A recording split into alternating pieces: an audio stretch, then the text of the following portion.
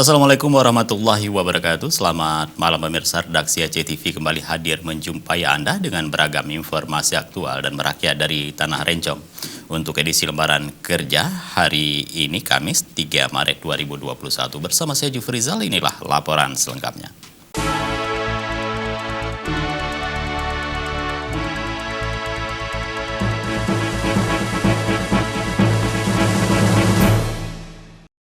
Pemirsa, dalam rangka memperingati Hari Peduli Sampah, Gubernur Aceh Nova Iriansah mendeklarasikan pilah sampah sebagai bahan baku ekonomi. Kegiatan berlangsung di Gedung Olahraga Seni Aceh Tengah Senin.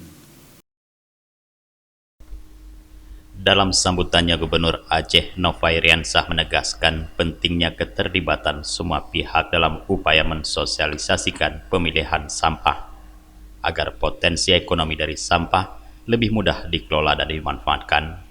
Nova mengingatkan masyarakat bahwa HPSN dicetuskan pemerintah untuk mengenang peristiwa longsornya tempat pembuangan akhir Lui Gajah pada 21 Februari 2005 di Cimahi, Jawa Barat yang menimbulkan korban jiwa.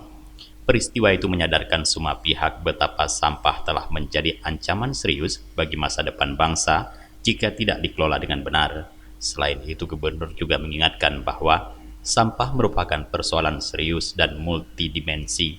Untuk mengatasi permasalahan tersebut, pemerintah menerbitkan Peraturan Presiden Nomor 97 dan Tahun 2017 tentang Kebijakan dan Strategi Nasional Pengelolaan Sampah Rumah Tangga dan Sampah sejenisnya.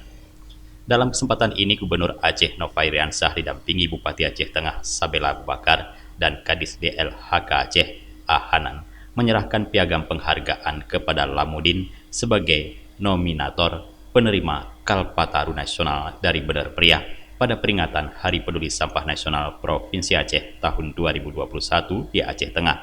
Putra Gayo ini dinilai berjasa dalam menyelamatkan dan membina secara berkelanjutan upaya perlindungan dan pengelolaan lingkungan dan kehutanan. Tim Liputan Aceh TV melaporkan.